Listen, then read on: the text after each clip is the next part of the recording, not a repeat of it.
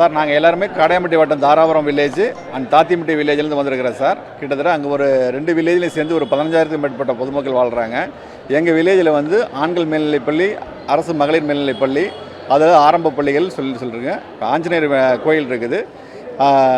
தாத்திம்பட்டி தாராபுரம் வழியாக தான் கிட்டத்தட்ட சின்ன திருப்பதி கோயிலிருந்து ரீச் பண்ணக்கூடிய ஒரு 8 கிராமங்களுக்கான போக்குவரத்து சாலை அங்கே தான் இருக்குது. இந்த சூழ்நிலை வந்து தாத்திம்பட்டிக்கும் தாராபுரத்துக்கும் இடைப்பட்ட ஒரு எல்லை பகுதியில் வந்து மக்கள் குடியிருக்கக்கூடிய பிளாட் அமைச்சுள்ள இடங்களில் வந்து தமிழக அரசு வந்து புதுசாக வந்து ஒரு டாஸ்மாக் மதுபான கடையும் பாரோட திறக்கிறதுக்கான முயற்சியில் நடந்துகிட்ருக்கிறது எங்களுக்கு தகவல் கிடைச்சிருதுங்க. அதுக்கான கட்டட வேலைகள் துரிதமாக நடந்துகிட்ருக்குதுங்க.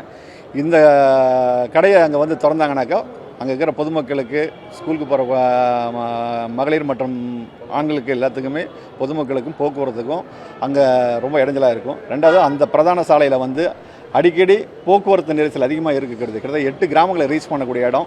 இங்கே அந்த டாஸ்மாக் கடை அங்கே திறந்தால் ஏகப்பட்ட விபத்துகளுக்கு வந்து காரணமாக இருக்கும். அதனால் அங்கே கடையை திறக்க வேணான்னு நாங்கள் வந்து மாவட்ட ஆட்சியரிடம் அரசை வலியுறுத்தி மனு கொடுக்க வந்திருக்கிறோங்க.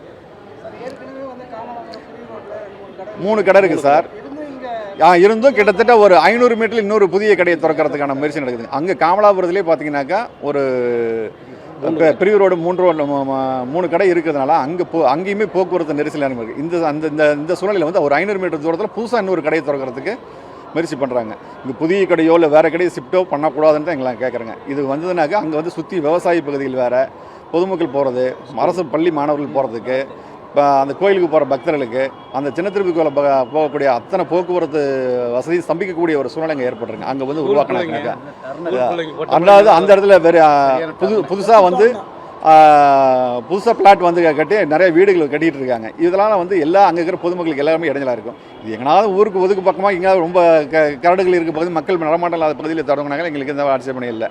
அதனால தாங்க வந்து பொதுமக்களுக்கு இடையூறாக இருக்கிறதுனால தான் இதை வந்து நாங்கள் வந்து வேண்டாம் அந்த புதுசாக அதையும் வந்து மறியல் தண்டினாக்கா அரசுக்கு முறையாக நாங்கள் வலியுறுத்தி சொல்லியிருக்கிறோம். அதை தாண்டி அரசு முயற்சிகள் மேற்கொண்டோம்னா எங்களுடைய எதிர்ப்பை நாங்கள் வந்து பொதுமக்களை திரட்டி நாங்கள் காட்ட வேண்டியது சூழ்நிலை வரும்.